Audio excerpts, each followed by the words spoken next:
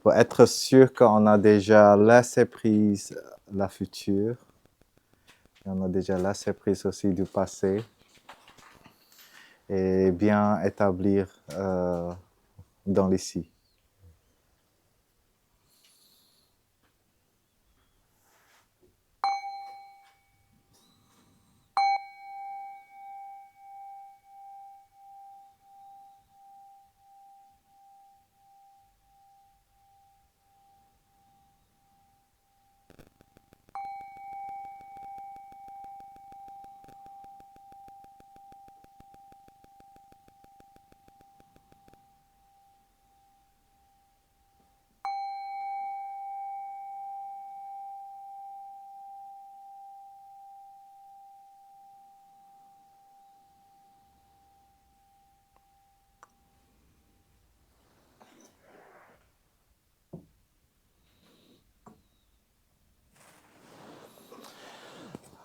Chers respectés Thai, chers amis Wake Up, aujourd'hui nous sommes le 26 octobre, l'an 2025, et c'est Alexis qui nous accueille pour la pratique de Journée pleine conscience de Wake Up. Et merci pour ceux qui organisent cette rencontre. C'est qui? C'est toi? Qui d'autre? Jeffy aussi? Emily? Yeah. C'est bien. Donc en ce moment 3. Et on peut faire aussi... relais. C'est ça. Tu donnes le stick à l'autre personne pour continuer. Donc en ce moment, on a la chance de 3 personnes qui commençaient. Et puis après, on peut prendre les autres personnes aussi pour organiser. Au mois de septembre, j'ai aussi passé le dimanche avec le Wake Up de Paris aussi. On disait que il ne faut pas attendre pour un événement se manifester. Il faut nous qui fait manifester les événements. Donc, je suis content de voir dans le groupe, par exemple, il y a des gens qui font l'initiative de faire une randonnée à Fontainebleau, par exemple. Et ça, c'est bien. On n'a pas besoin toujours avec la pratique méditation, journée pleine conscience, mais ici, on peut aussi créer les activités spontanées comme randonnée, parce qu'on a la chance près d'ici, il y a beaucoup de bels endroits aussi pour pratiquer et aussi passer du temps ensemble. Par exemple, Fontainebleau, c'est des gens du monde qui viennent pour apprécier cette forêt-là. Et nous, ici, à la base, c'est pas trop loin. Ce n'est pas trop loin. Donc, de temps en temps, on peut profiter ça, d'apprécier la beauté autour d'ici. Yeah.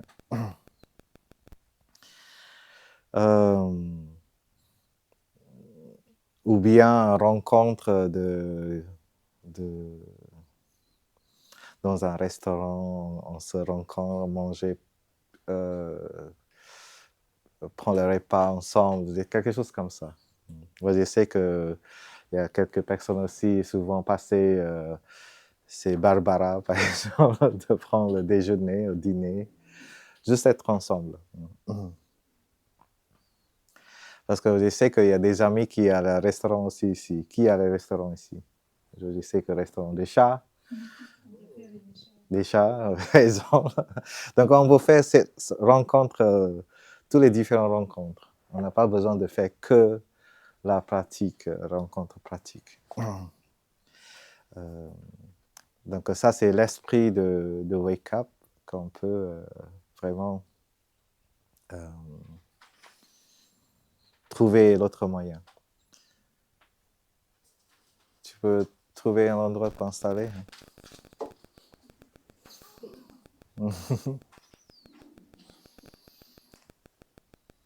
Yeah. C'est bien.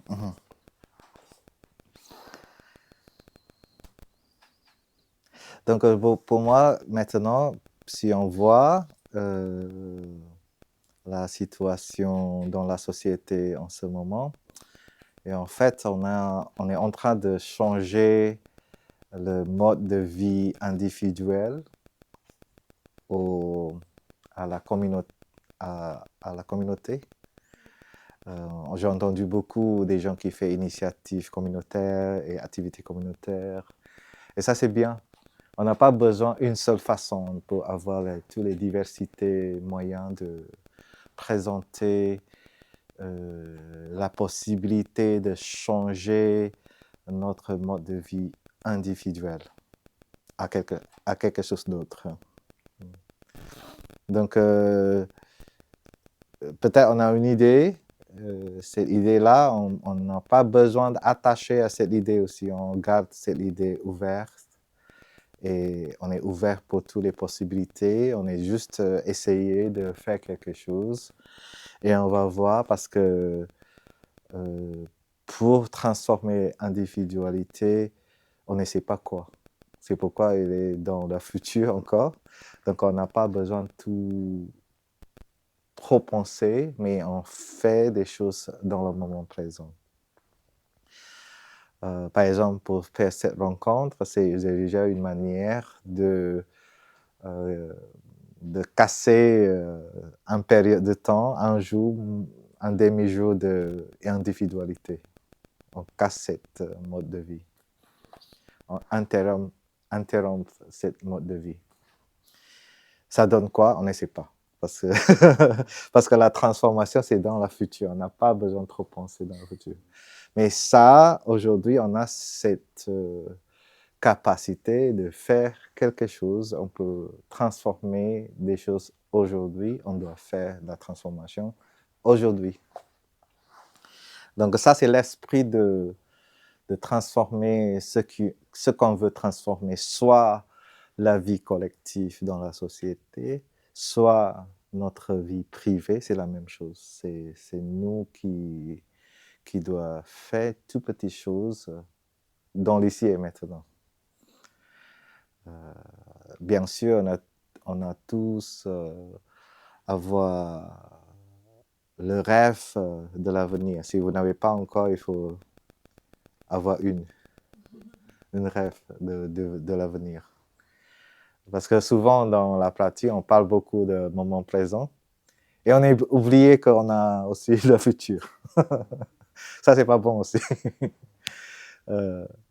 Parce que dans l'enseignement, on a l'esprit de inter-être. Donc, quand on dit moment présent, il faut aussi demander quelle est l'interconnexion de moment présent. Quelle est l'interconnexion? Et on voit clairement que le moment présent est se connecter avec du passé et se connecter avec du futur. Et le futur pour générer aussi la souffrance dans le moment présent. Si on ne traitait pas bien le futur, on peut aussi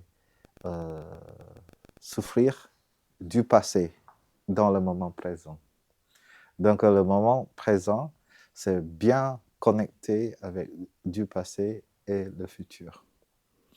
Donc ce qu'on fait aujourd'hui, c'est pour notre passé et c'est aussi pour notre futur.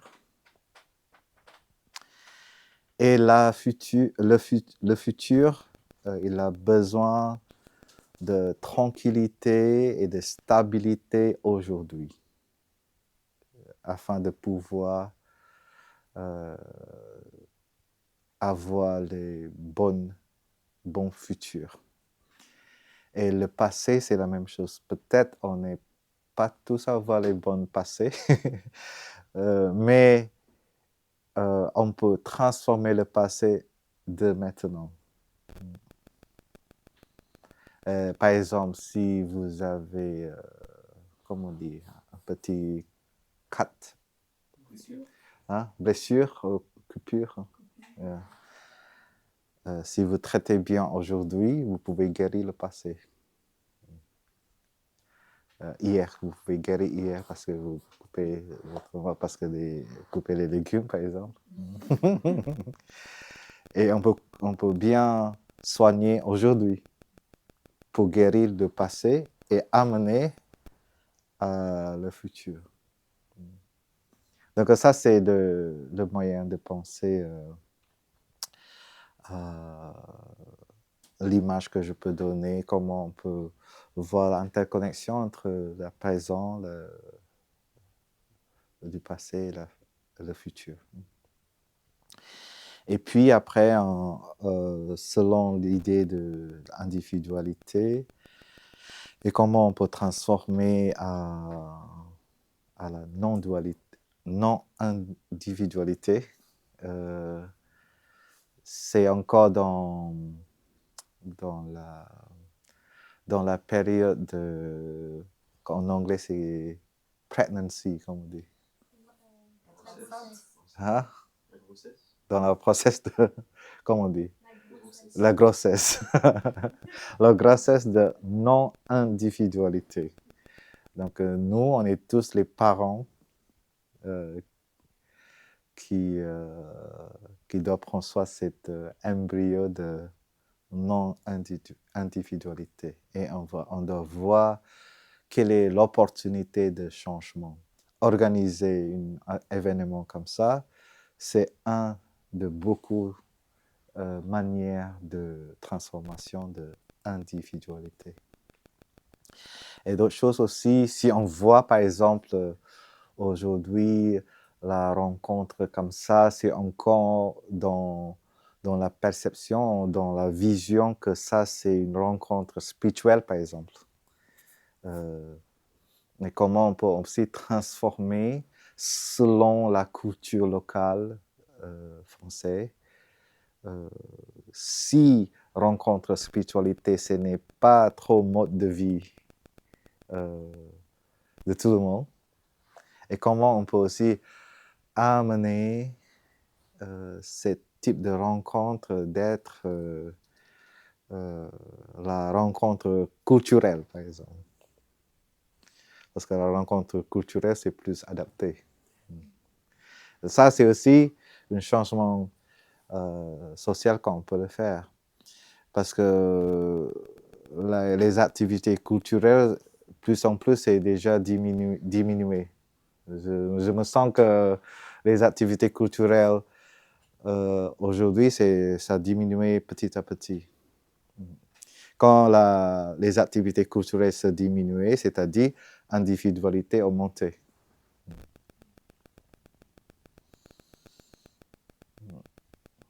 Par exemple, pendant l'été, fin printemps, s'il y a des gens qui commençaient à jouer le pétanque, par exemple. Le pétanque, c'est aussi une manière de casser l'individualité. Mais les groupes qui jouent le pétanque, ça a diminué. Qui joue le pétanque ici? Il n'y en a plus. Vous voyez? Il y a un, deux qui n'est pas sûr. Vous voyez, ça, c'est aussi une façon de mesurer que notre individualité est montée, en fait. Qui fait la rencontre familiale annuelle ici? Est-ce que tout le monde? Et ça, c'est aussi une manière de casser, transformer les individualités. Mais ça, c'est aussi moins en moins. Parce que normalement, la rencontre Noël, c'est plutôt comme religieux, mais maintenant, c'est plutôt culturel. Vous voyez, c'est une culture globale. On n'a pas besoin d'être chrétien pour célébrer Noël avec la famille. Vous voyez, ça, c'est des choses qu'on doit continuer d'observer et voir quelles sont les nouvelles activités qu'on peut ramener les gens ensemble, soit au niveau familial, au niveau social, au niveau amitié. Comment on peut régénérer ça pour avoir l'occasion le plus possible de éloigner de l'habitude très forte d'individualité. Ça, c'est des choses que je vais planter à tout le monde. Ça, c'est tout notre devoir. On n'a pas besoin de l'idée claire, qu'est-ce qu'on fait pour l'avenir. Mais on voit s'il y a une invitation, une activité, quand on voit ça, je peux contribuer de la processus de transformation d'individualité, je peux contribuer, c'est tout. Si j'ai l'idée, quelques idées, et je vois que cette idée peut aussi diminuer la force d'individualité, je peux aussi initier cette activité et voir combien de personnes qui vont venir. Si vous avez une personne, 2 personnes qui vont venir, c'est-à-dire vous avez déjà craqué une personne, devenir 3. Donc, casser une personne, devenir 3 personnes. Donc ça, c'est déjà bien. On n'a pas besoin de 20 personnes comme ça.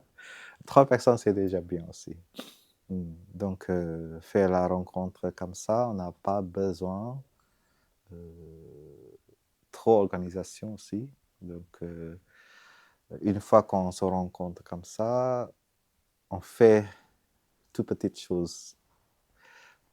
Et chaque chose qu'on fait, ce n'est pas une tâche, ce n'est pas un travail, mais c'est toujours une contribution pour faire une rencontre bénéficier à tout le monde. Ça, c'est au niveau de voix qu'on peut nous entraîner, de voix. Parce que bien sûr, hein, on doit continuer de penser nous-mêmes comme une personne. On n'oublie pas nous-mêmes. Il faut continuer de voir qu'est-ce que je veux, quel est mon rêve, comment je peux continuer le voyage de mon rêve, de ma vie. Ça, c'est important. Pour l'autre sujet, pour le wake-up, pour les jeunes, par rapport à aussi prendre la décision. Combien de personnes qui pensent que prendre la décision, ce n'est pas facile? Il y a plus bas. Pourquoi c'est difficile de prendre la décision?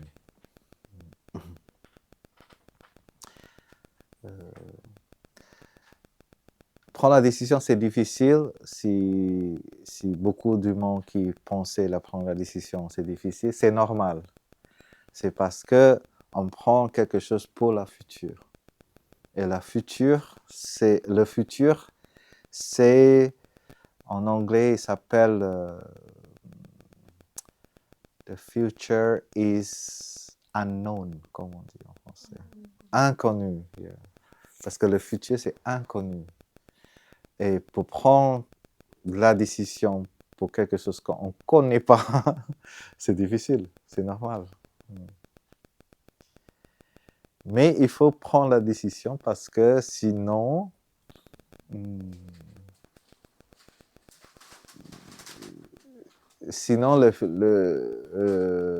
l'inconnu a continué d'être l'inconnu. Parce que si on prend la décision, on commence à connaître notre futur petit à petit.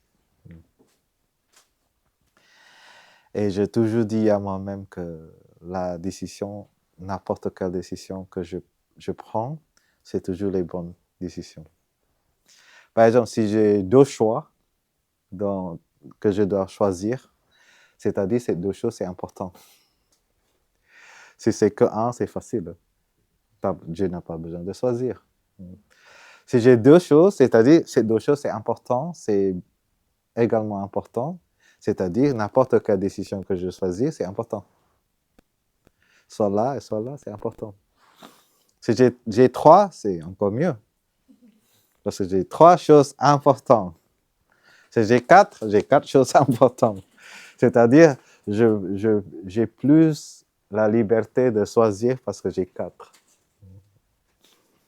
En contraire, parce qu'on pense que si on a beaucoup de choix, on est plus difficile à prendre la décision. Mais en fait, si on a plus de choix, on peut choisir plus librement. Ça, c'est aussi l'autre moyen de penser qu'on peut entraîner. Et ça, c'est la pleine conscience. C'est la pleine conscience de mental. Parce que souvent, on a beaucoup des idées, des pensées qu'on ne peut pas diriger avec la pleine conscience du mental, qui s'appelle la pleine conscience de la formation mentale, ou de les formations mentales. On peut bien reconnaître ce qui se passe dans notre mental et on peut rediriger, réorganiser, revoir, parce qu'on peut voir des choses différemment. Si on a un objet, on peut voir ici, on peut voir là-bas, on peut voir de l'autre côté. Et cet objet, peut-être, c'est différent à chaque endroit. Donc, prendre la décision, pour moi, c'est toujours une chose libre. Je vois 2 choses ou 3 choses et je choisis un. Parce qu'une fois que je choisis, je suis libre. Si je ne choisis pas, je ne suis pas libre.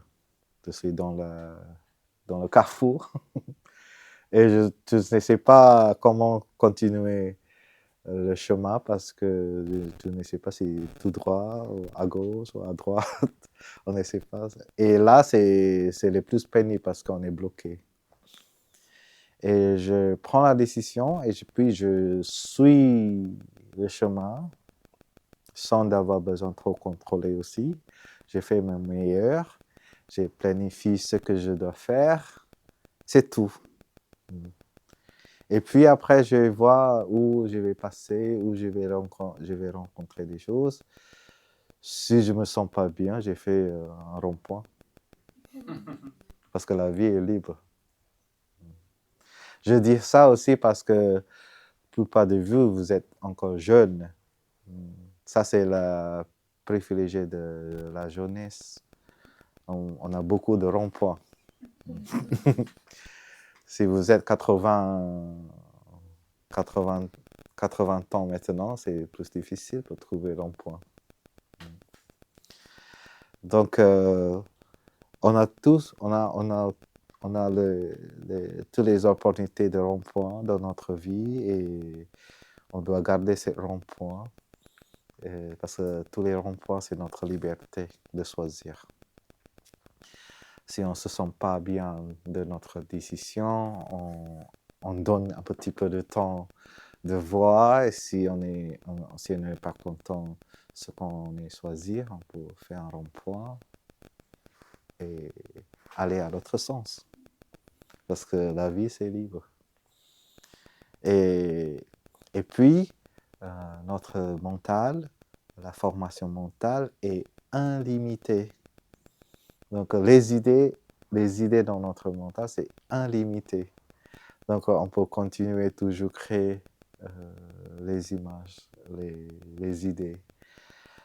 On a assez d'ingrédients dans notre esprit qu'on peut faire quelque chose. Donc, notre stockage est complet.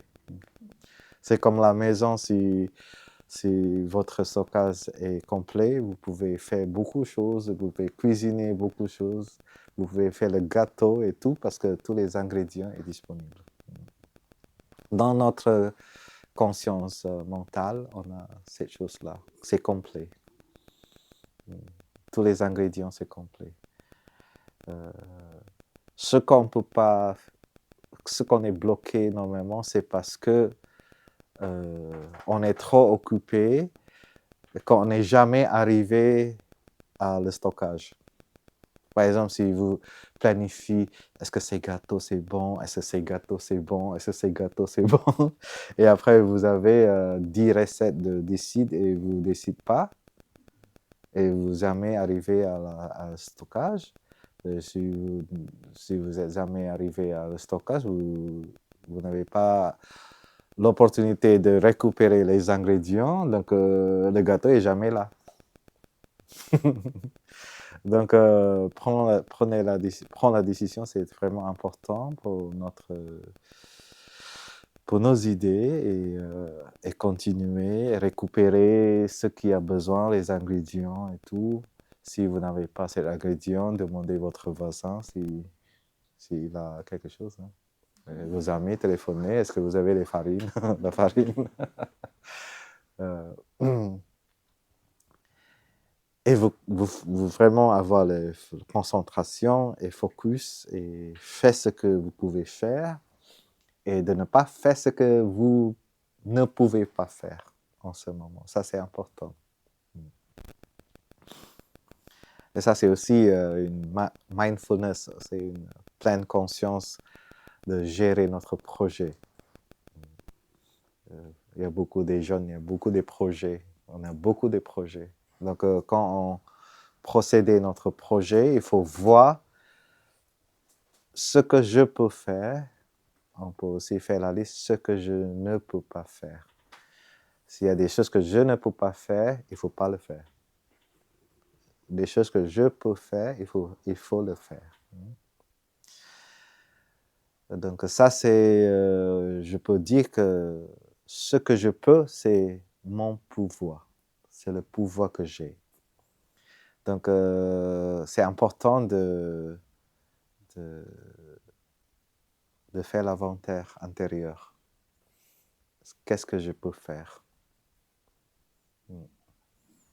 Et comme ça, vous avez la puissance de faire quelque chose. Faire une rencontre comme ça, on n'a pas besoin d'attendre jusqu'à l'État français dit que cette rencontre, c'est légal. Vous voyez?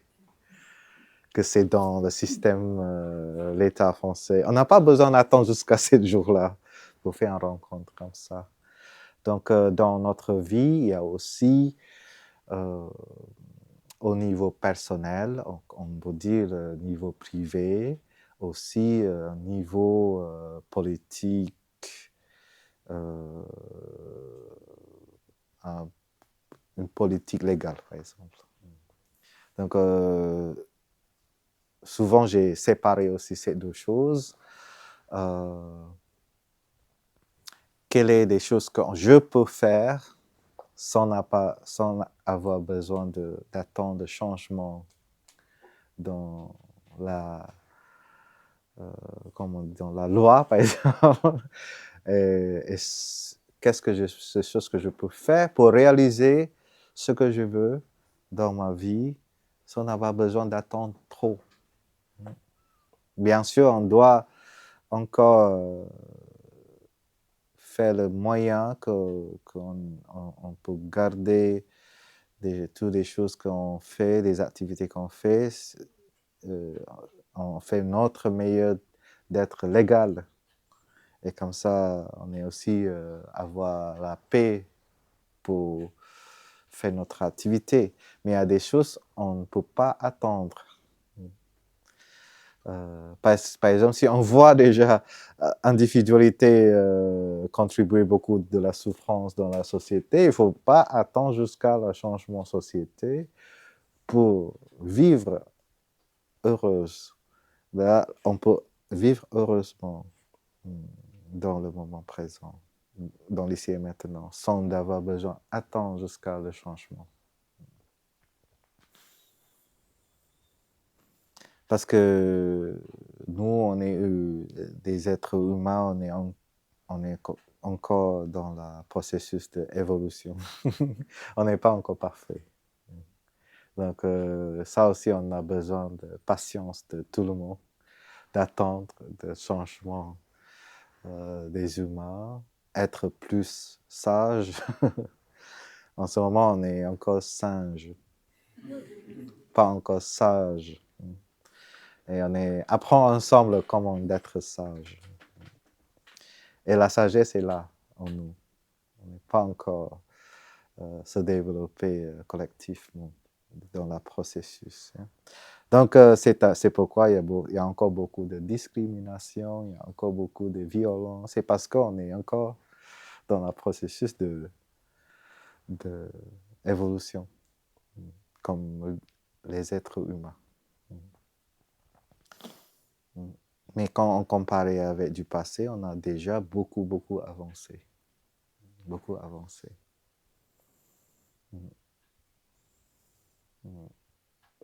Par exemple, si vous voyez la punition en France, par exemple, le passé, la punition de... Comment on dit?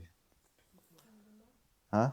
Peine de mort. What is peine de... Il y a peine de mort, et maintenant, il n'y en a plus. Oh, peine de mort publique avant, même si.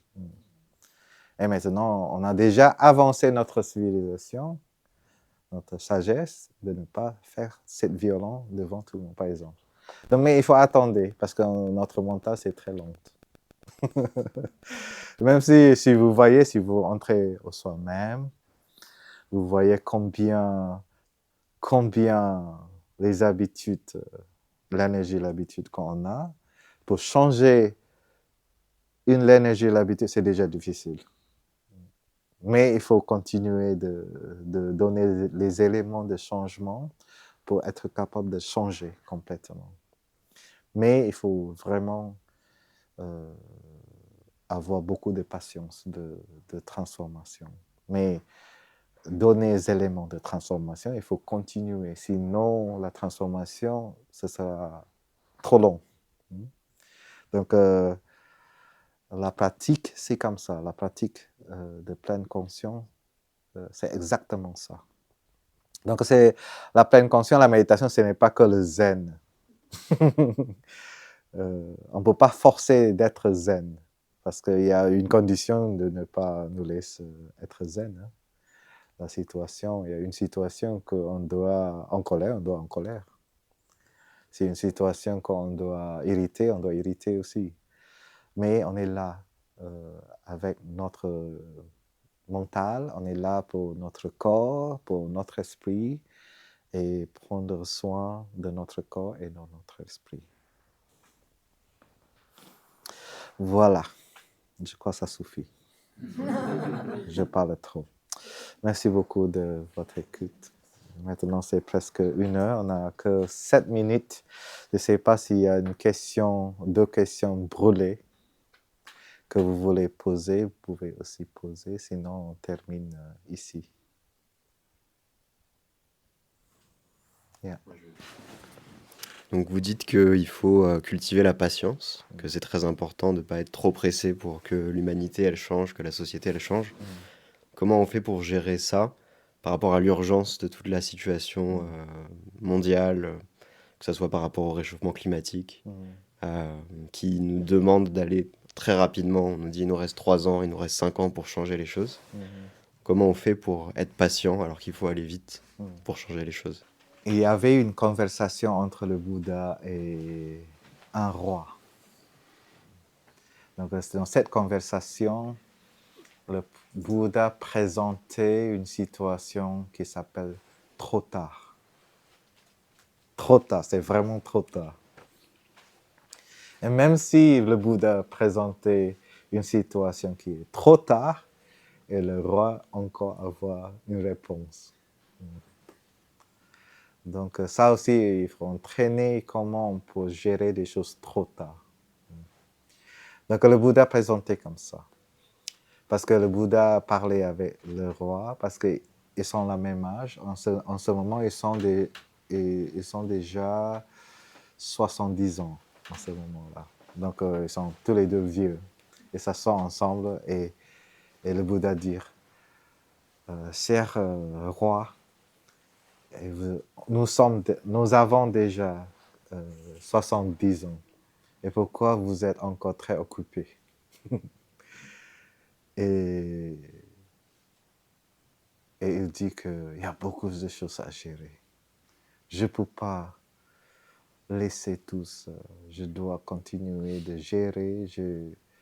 Parce que le Bouddha demandait ça, parce que le Bouddha vous lui invitez de pratiquer, commencer à pratiquer, de ne pas trop occuper et avoir le temps de pratiquer. Il dit qu'il n'a pas de temps parce qu'il est trop occupé, gérer beaucoup de choses dans son royaume. Et puis le Bouddha dit, imaginez, il y a une grande montagne de l'Est qui tombait vers votre royaume. Et personne qui peut éviter et sauver votre royaume de l'Est, de frontière de l'Est. Et tout ce qui passe par tous les rocs et les montagnes va tous nettoyer jusqu'à votre royaume. Et puis en même temps, de l'ouest aussi la même chose, du sud aussi la même chose et du nord aussi la même chose. Personne qui va être capable d'être sauvé dans cette situation. Comment vous faites? Et le roi dit, je vais utiliser tout le temps qui reste pour vraiment être là pour moi-même, être en paix et apprécier chaque moment le plus possible. Donc, ça, c'est la réponse de roi. Et le Bouddha dit, vous êtes correct. Ça, c'est une bonne solution. C'est vrai, dans notre vie, chacun et chacune, on a cette montagne qui nous approche et on ne peut pas être sauvé par personne. Ça, c'est la montagne de être, comment on dit, getting old. Devenir vieux, devenir malade et mourir et séparer avec des bien-aimés. Ça, c'est les quatre montagnes qui nous approchent et personne qui peut libérer de cette chose-là. Donc, ça, c'est une méditation que le Bouddha nous invite de méditer chaque jour. Comment je dois faire si je ne peux pas échapper de la maladie? Comment je peux être si je ne peux pas me libérer, être vieux? Qu'est-ce que je dois faire si je ne peux pas échapper de la mort? Qu'est-ce que je dois faire si je ne peux pas éviter que tous mes bien-aimés vont se séparer avec moi? Et ça, c'est une méditation. Il n'y a pas de solution. Mais il y a une méditation, comment on peut trouver la paix et le bonheur avec cette condition-là. Donc, pour le changement climatique, c'est la même chose. Soit on est presque, il n'y a pas du temps, soit qu'on a déjà trop tard, soit qu'on a déjà dépassé le degré, et tout est possible. Mais il ne faut pas arrêter. Ceux qui travaillent dans le niveau parlementaire, on dit, ceux qui font le niveau social, ceux qui font le niveau militant, il faut continuer. On ne doit pas s'arrêter. Donc, the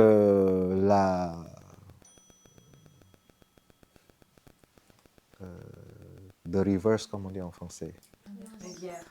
Inversement. Réversement, non, comment on dit? Réversement. Reverse? Yeah. Inversement. Réversement. Réversement, ce n'est pas nous qui décidons, mais on a cet accès de contribuer. Et encore, moi, je rencontre beaucoup des gens qui travaillent dans cet espace climat aussi. Moi, je demandais, est-ce que les scientifiques ne proposent pas assez la proposition comment s'arrêter ça? il nous dit qu'on a plus que nous avons besoin, la proposition. On est tous sur la table. Mais on ne peut pas bouger, ça c'est le problème. Moi je dis, ça c'est les humains. Parce les humains, on est encore dans le processus d'évolution. On n'est pas révolution. Mais la révolution, on peut le faire personnellement. Ça, c'est aussi des choses qu'on peut contribuer à la révolution. Mais il faut faire une petite révolution avant qu'il y ait une grande révolution. Et passion, c'est un des vertus de la méditation. Dans le sanskrit, il y a un mot qui s'appelle Shanti Paramita. Shanti, ça veut dire patience. Paramita, c'est-à-dire à l'autre rive. Donc la passion pour nous amène à l'autre rive. Il y a un chant qui s'appelle la sagesse qui nous amène à l'autre rive. Donc on a la concentration qui nous amène à l'autre rive. Il y a aussi la pleine conscience qui nous amène à l'autre rive. Le don qui peut nous amener à l'autre rive. The gift that can bring us to the other shore. Donc il y a 8 dans la tradition Mahayana. Il y a 10 dans la tradition Theravada.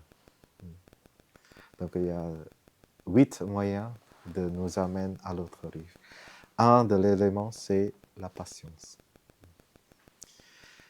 Ça, c'est soit la patience du monde, ou soit la patience de soi. Parce qu'on a besoin aussi de la patience de soi. Parce que souvent, si on n'est pas assez patienté à nous-mêmes, on a beaucoup comment on dit en français, self-criticality. Autocritique, qui est très très fort.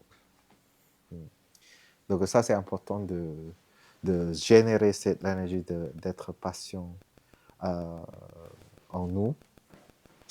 Et pour générer cette patience, en fait, on a besoin des entraînements. On doit besoin d'entraîner nous-mêmes. Et c'est l'entraînement qui s'appelle 5 entraînements. C'est pour nous aider à générer la patience. Parce que tu vois clairement que tu sais que je ne dois pas prendre ce chemin, mais tu prends quand même. Yeah? Et comment tu peux pardonner toi-même et être patienté et continuer d'observer, continuer de respirer avec cette énergie, l'habitude. Ça, c'est le but de ces entraînements. Donc, on doit se libérer de autocritique, et notamment de autocritique qui est trop. On peut faire de l'autocritique de temps en temps, pas chaque moment. We can do a periodic self-criticality, but not momentary. Every moment, no, we should not. Yeah. Donc ça, c'est des choses qu'on doit être conscient aussi de autocritique de soi, parce que bien sûr, on veut être bien, on veut être libéré, on veut être heureux, on veut être le meilleur de nous-mêmes, mais souvent il y a la condition qui ne nous permettent pas, notamment notre énergie de l'habitude. Ça, c'est la compassion de soi, c'est autocompassion qu'on doit pratiquer et générer. Merci. Ok, dernière question. Hein?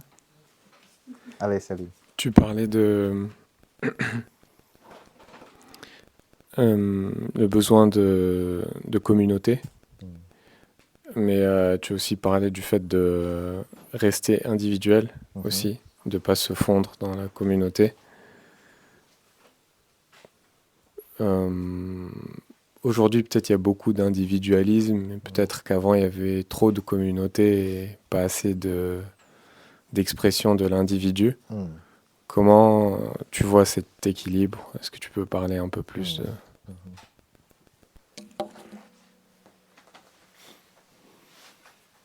Ça, c'est comme l'exercice de slackline. Est-ce que vous savez? Le slackline, c'est difficile parce que il faut avoir l'équilibre. Et comment on peut arriver à être équilibre dans le slackline? Ça, c'est la question. Comment?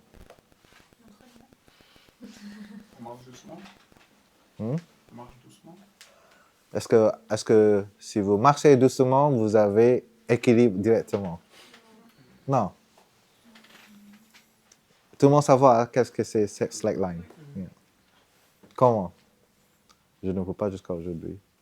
D'abord, on cède. Hein? On cède avec un appui, quelque chose. Oui, il faut essayer de toutes les manières. Mais il faut vraiment marcher sur le slackline. Il faut continuer, même si vous n'arrivez pas aujourd'hui, il faut demain continuer. Jusqu'à un jour, vous pouvez s'équilibrer sur le slackline. Donc, pour équilibrer entre individualité et collectivité, il faut voir comment. Tout d'abord, il faut engager dans la communauté pour déjà faire un contraste avec individualité. Par exemple, venir ici, c'est déjà, vous avez fait un contraste. Mais quand on est dans les groupes comme ça, peut-être on se sent déconnecté. Et ça, c'est partie de l'équilibre. Il faut continuer de trouver le moyen comment je n'ai pas besoin d'être connecté pleinement dans le groupe. Est-ce que je me sens déconnecté, c'est aussi ça va, et je me sens connecté, c'est aussi ça va. Comment on fait ça, par exemple? Et avant, j'étais bouleversé de ça. Quand je vais dans un groupe, je me sens que je dois être partie de ce groupe. Mais souvent, je trouve que je ne sens pas vraiment, comment on dit, connexion profonde avec ce groupe. Et je me sens déconnecté. Et quand je me sens déconnecté, je me sens frustré parce que je vais essayer de faire de connexion, mais quand j'ai fait la connexion, je ne me sens pas connecté. Donc, ça, c'est tous les exercices qu'on doit le faire. Hein? Mais ce n'est pas grave. C'est pas grave. C'est comment on peut être là et observer. Oh, si je fais ça, ça ne marche pas. J'ai fait ça, ça ne marche pas. Jusqu'à on trouve le moyen que ça marche. Et pour moi, aujourd'hui, je me sens que si je ne me connectais pas, ça va. La chose que je veux faire, c'est donner moi-même au groupe, c'est tout. Je n'ai pas besoin de ressentir, je dois connecter avec. Mais souvent, j'ai une situation, par exemple, la retraite Wake Up. Et vous avez, la plupart de vous déjà venus. Et le premier jour, la première 2 heures, je me sens un peu paniqué de connexion. Parce qu'il y a trop de personnes que je connais. Et je me sens que je suis obligé de connecter à tout le monde. Et ça aussi, c'est pas bon. Et je me sens forcé de connecter. Et puis après, je vais être, comment on dit, burn-out de connexion. Ça arrive aussi. Et là, c'est aussi partie de l'apprentissage de l'équilibre entre individuel et collectif. Mais il faut engager. Si je n'ai jamais engagé, je n'ai jamais avoir l'expérience. Ça, c'est important. Et par exemple, au village des Pruniers, je dis aussi que le pique-nique lunch, c'est le plus pire pour moi. Parce que je ne sais pas où je dois manger. Parce qu'ici, je connais quelqu'un, et là-bas, je connais quelqu'un, et là-bas, je connais quelqu'un. Et comment je peux manger 3 lieux en même temps? C'est pas possible. Et à la fin, je mange tout seul. Et à la fin, je me réalise que est-ce que tu veux manger ou tu veux passer du temps avec les autres? Et moi, je dis, en fait, la priorité, c'est manger.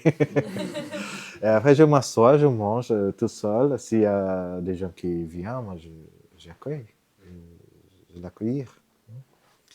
Et puis après, je mange. Et comme ça, je me sens tranquille. Je n'ai pas cette obligation de connecter avec quelqu'un. Je dois m'obliger de connecter avec un groupe de personnes. Mais j'ai cette tranquillité de savoir clairement que ma priorité, c'est manger. Ce n'est pas social, c'est pas le moment de socialisation.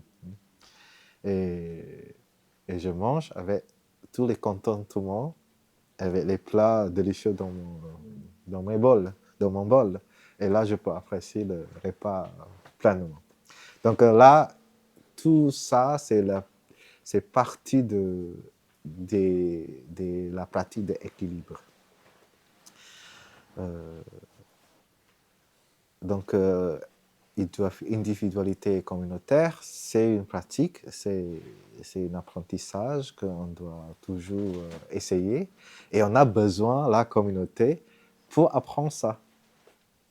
Vous pouvez imaginer que si vous venez encore 2 personnes, c'est seulement 2 personnes. Vous n'avez pas cette opportunité d'apprendre dans le groupe.